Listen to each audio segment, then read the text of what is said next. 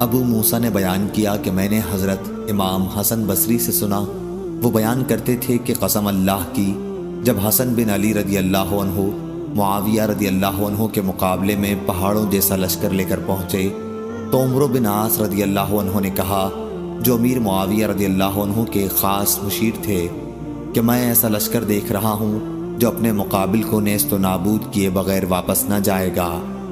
معاویہ رضی اللہ عنہ نے اس پر کہا، اور قسم اللہ کی وہ ان دونوں اصحاب میں زیادہ اچھے تھے، کیا اے عمرو، اگر اس لشکر نے اس لشکر کو قتل کر دیا یا اس نے اس کو کر دیا تو اللہ تعالیٰ کی بارگاہ میں لوگوں کے امور کی جواب دہی کے لیے میرے ساتھ کون ذمہ داری لے گا؟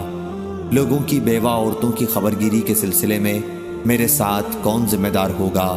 لوگوں کی آل اولاد کے سلسلے میں میرے ساتھ کون ذمہ دار ہوگا؟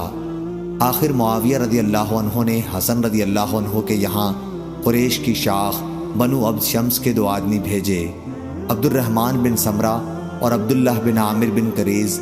آپ نے ان دونوں سے فرمایا کہ حسن بن علی رضی اللہ عنہ کے یہاں جاؤ اور ان کے سامنے صلح پیش کرو، ان سے اس پر گفتگو کرو اور فیصلہ انہی کی مرضی پر چھوڑ دو۔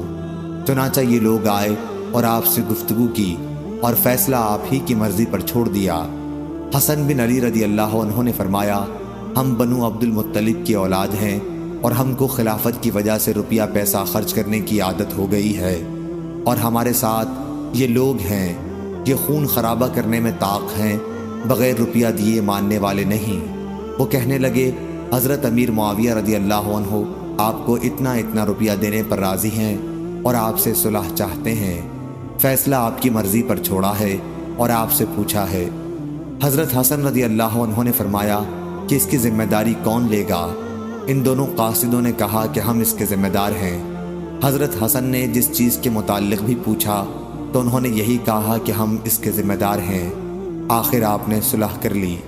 پھر فرمایا کہ میں نے حضرت ابو بکر رضی اللہ عنہ سے سنا تھا، وہ بیان کرتے تھے کہ میں نے رسول اللہ صلی اللہ علیہ وسلم کو منبر پر یہ فرماتے سنا ہے، اور حسن بن علی رضی اللہ عنہ حضرت صلی اللہ علیہ وسلم کے پہلو میں تھے۔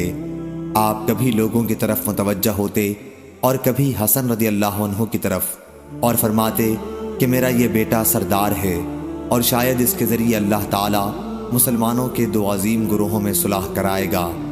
امام بخاری نے کہا، مجھ سے علی بن عبداللہ مدینی نے بیان کیا کہ ہمارے نزدیک اس حدیث سے حسن بصری کا ابو بکر رضی اللہ عنہ سے سننا ثابت ہوا ہے۔ صحیح بخاری حدیث نمبر 2704۔